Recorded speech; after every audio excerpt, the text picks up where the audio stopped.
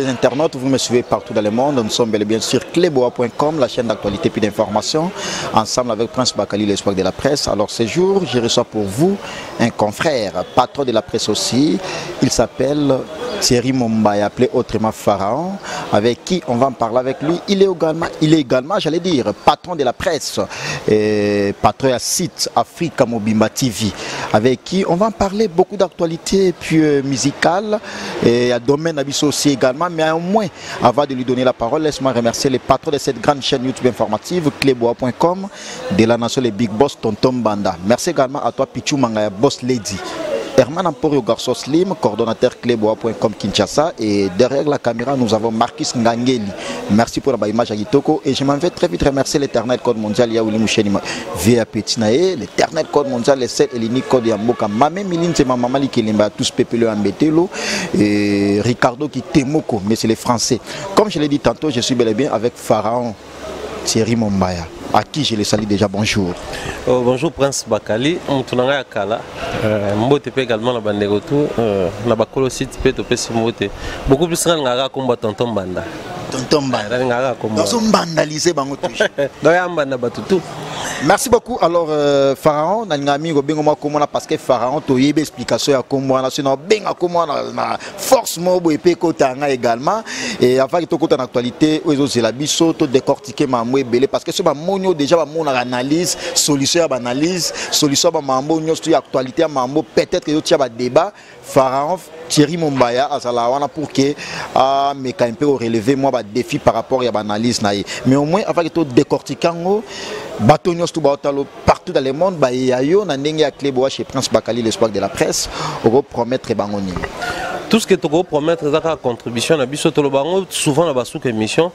les kanisina yo na les kanisina nga soto sangisi yango to ko pesa solution na likamu moko boye et solution na mutu mso zongo le quoi conseil mso zongo orientation mso zongo on peut le quoi décision infini ba dans les chocs d'idées jaillit la lumière donc dès ka ba idée ça la choc wana lumière moko ebima et tout ce qu'on peut promettre zakaka moi petite portion à connaissance na intelligence to pe sagesse to ala rango ko bakisa na musala parce que biso souci ala rani surtout biso to na chronique musicale souci ala attend total la nation union en Afrique la musique na bango biso to tika le leader na bango ya wana to biban ça ka makanisi to sala ka ba énergie ba mission ba mamobele pour que to tika la leader ya musique. Est-ce que makanisi na to bimisa ngo et ça la peut soutenir par des artistes musiciens congolais parce qu'un de ça la chronique musicale on a tout ça le rôle en partenariat avec des artistes musiciens congolais. Est-ce que ça la peut soutenir? Mine de rien ils a soutenu ou pas mais ça consommer. Moi pour moi le plus important zalara muto bimisi produit na ye atango na marché bato basa nini ba consommer ata soki bato entend ba consommer ba produit on ma bien mais d'autant plus que ba consommer qui a liboso ba reconsommer dans la ce que ba lingango. Pourquoi je dis ça? Aujourd'hui il suffit de faire une petite lecture au moins que même wenge maison merna wenge BCB je ba auto memela so polémique moko na suka et au finga basi ko finga ba famille bana et tout to telemela qui avec dernière énergie batiki donc en a quatre paroles et où taille de quel côté? Côté où j'étais vraiment avec sincérité j'étais distrait nako remarquer que OK so ba finga ba ninga kuna ba ba la raté OK so ba finga ba tumsu koto tout ça ba sala ba mambo kito côté ba lobaka mabe ba tout ça on avait compris que ba OK na ma bien les place au finga na ba musique ba ko finga na ba famille to telemela ki yango et tout le monde qui batik donc ça prouve à suffisance que ba yo karabiso ba consommer karabiso mais seulement pour les uns ba reconnaître que ça tout ça les uns quand il y a des artistes le roi Fabregas il a dit ça à maintes reprises qu'il nous consomme il reconnaît que tout ça musala seulement musala ya bato ils ont imperfection té bisika imperfection ils ont de temps à autre ba reprocher biso té côté loba ki en réalité ta les abou to corriger rapide de même héritier watana be surtout lui il reste ouvert bien que nyonso ba loba autour de lui aza parmi ba rares artistes au so bo sala émission il y a erreur à komelo même inbox soit à kosolana et té côté zaki bo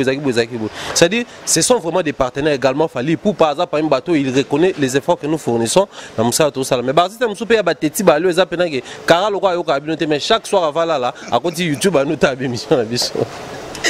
Merci beaucoup, j'aime bien sa façon de parler parce que c'est un métier éloquent aussi également. Mais au moins par rapport à l'analyse ou à l'analyse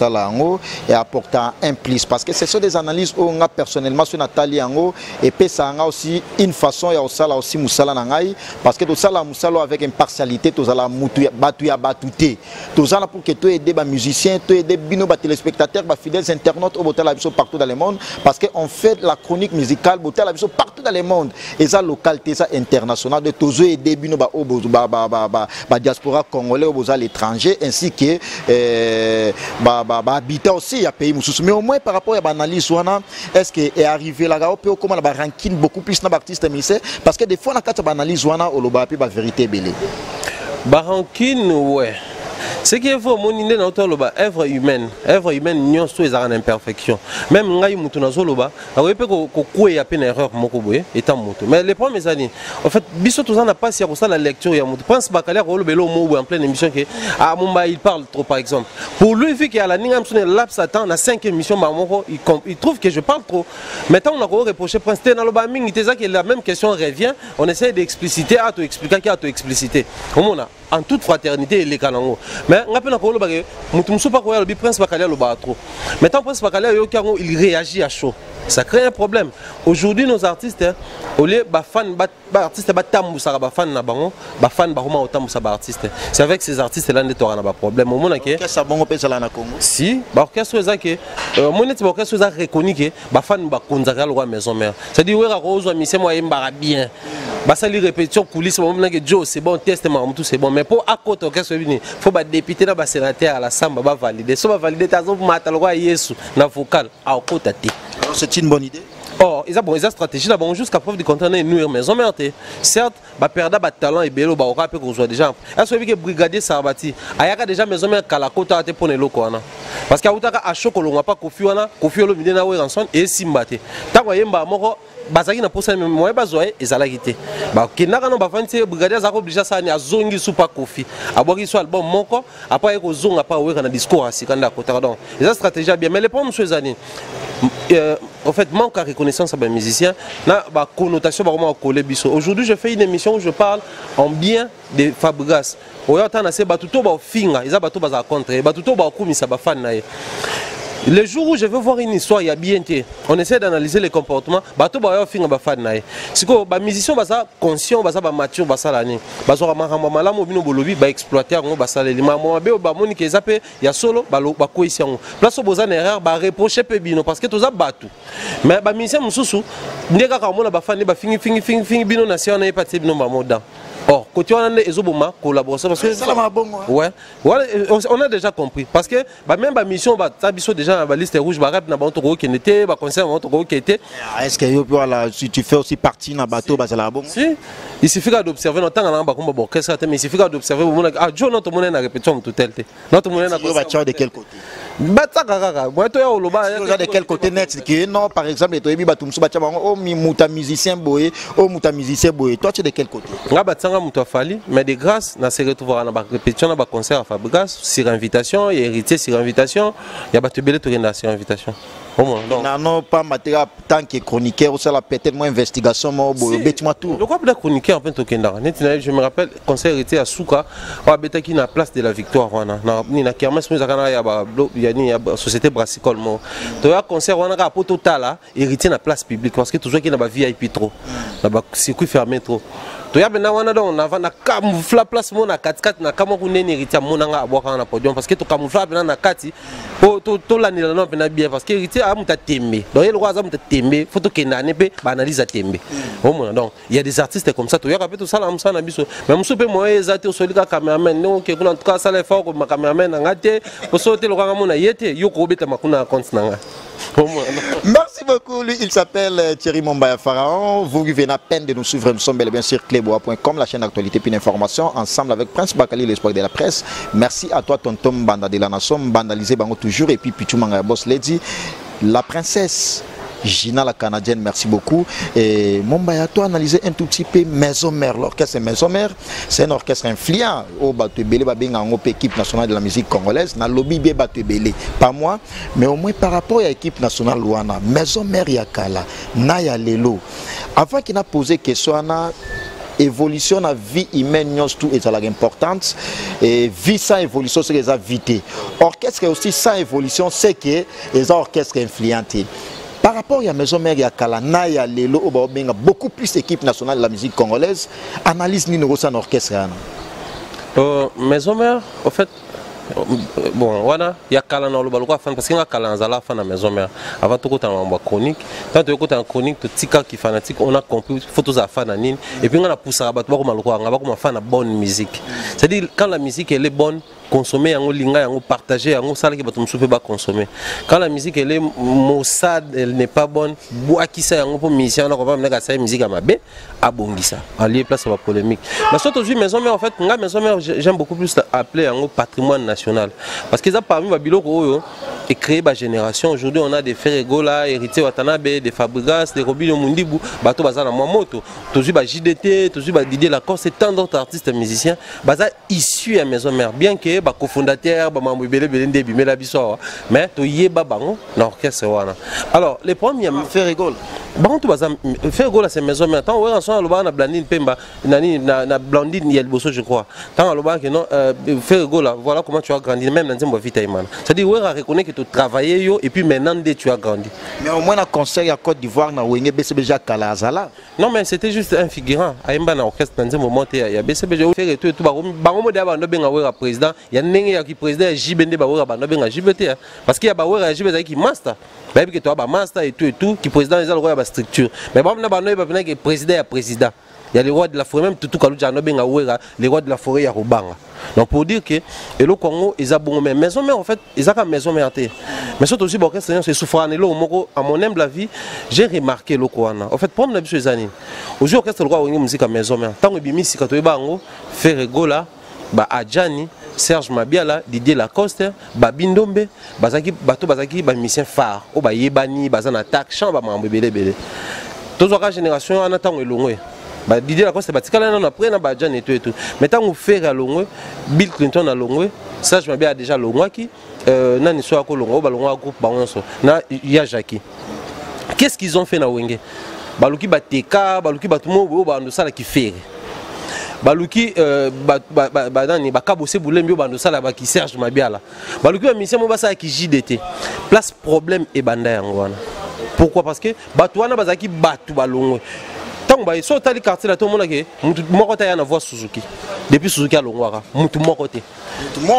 na caché à Fali mutu moko te pourquoi Kofi Asala bon pour ça la mise à jour ya orchestre na ceux qui doivent à la fort na staff ya sika na structure ya sika no satire sika mais maison qu'est-ce qu'ils ont fait bazo la biso ba kene ba boka loka bill bazo donc ba linga ki ba répondre la même image aux Ezaki Liboso photocopie oh tant on a photocopie avec erreur ezala no monelo esala ke en force ya ko répondre ba même bateau ezokita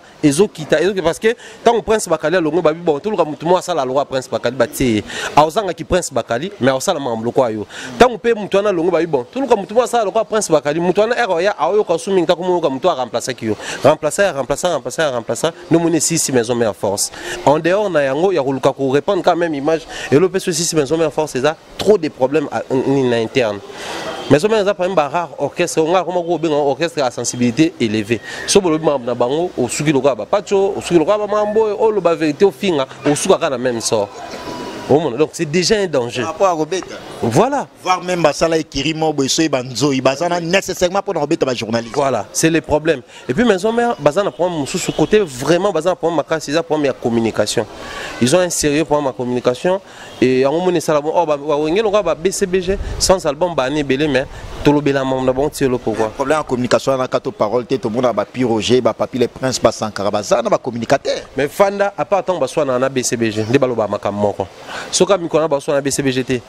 ça exercice soit dans le salon parce qu'il y a tala baronto tala yamba papi les princes tout n'est pas la même question yamba ça tout n'est pas la même question yamba trésor limite la même question moi la réponse va kokanate la réponse est kokanate donc c'est que mamba ko lobana bazo attend yo kanante que ndeza bo mikolo to bandolo baboué to ndo attaquer boé to ça lobana ndenge ça c'est babi ka photo défendre orchestre non Dieu défendre kaka ndé au monde eza ko na terrain des joueurs ba kutana ba la balle moko mais ba ça ba joueur équipe moko et l'eau maison ambassade donc c'est parmi les premiers bassins nous on a même de l'eau Sankara il a passé plusieurs années chaque musicien soit à l'orchestre à Finga mais quand tu t'es décidé à Tika Marambouana au sein de la communication moté pour nous apaiser tout le système on a tout changer système t on les rappelle un jour à participer leçons à commis donner des leçons. Or ce sont parmi les erreurs OP et tout fait la bonne image au Razaki non parce que qu'on le veuille ou pas il a aujourd'hui formé beaucoup de leaders. C'est un formateur de leaders parce que les leaders basés sur la musique il est là na maison mère même fallu pour paramisa quartier la thème esprit na maison mère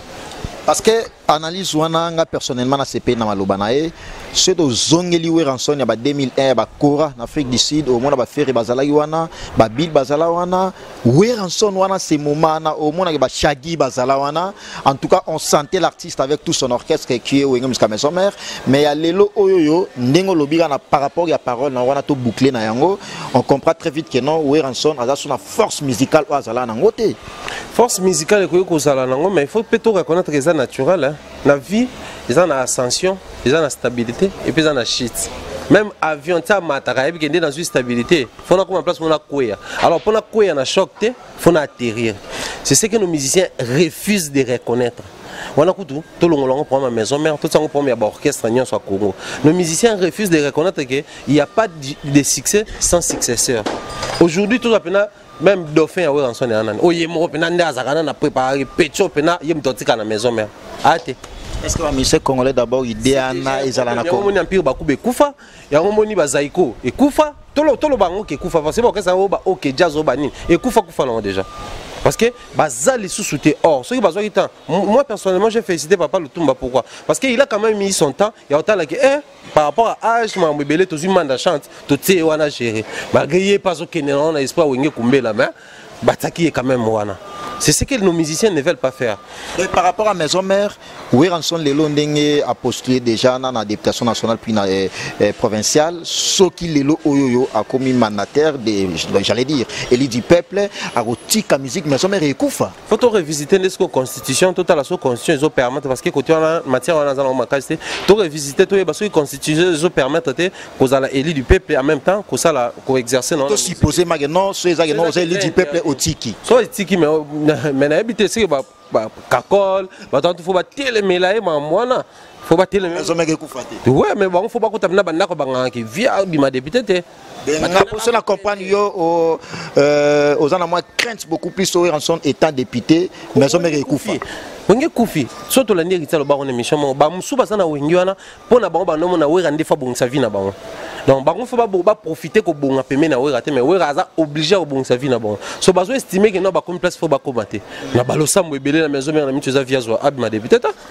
et le samba ba te bele ka bazana même igwa e bien que bele bazara ba prier ngap na ma député pour son bimi député la tigi maison mère ba ko assurer relève te donc les problèmes est de part et d'autre et puis il faut que yeba que mutu akoma azora relève il faut se démarquer il faut se distinguer tout ça lecture à maison mère le na se distinguer bazata ou maison mère ezala pena que faire rigola zoana qui faire nyonso pour baktaika ba fan na epe nyonso au monde pena que koto babindo mais deuxième fois le roi wera mais zo bakisa blomo po weba kitango wera yembi babindo ndani Serge Mabiala yembi weba kité o ezabina Serge Mabiala babindo mais esprit zaiko ya ba père na ba ondo mopetum mais azo ya pena na ba bloco na ba OK jazz bani tout ça ozoma cet esprit là aujourd'hui dans maison mère ezate quand Mikolo na tout monde otaki pas nani pas ya Jacques nani comme on est qui minga dinara la miku ko démarrer moi wata ayekuta amo finga wata auto ça mission mon attaque na démarrer wata et na les devant siko par rapport à quoi par rapport à l'équipe c'est ba kakol bani tout ça benga ba lâche to ya c'est peine ngote donc pour dire que pour pesa yango wana donc ba ouais ensemble ba ça ba succès mais faut ba successeur bazala est-ce que ba successeur ba viana ba pesa pena passe na ba successeur le loto yebi yango nazaki na risque matadien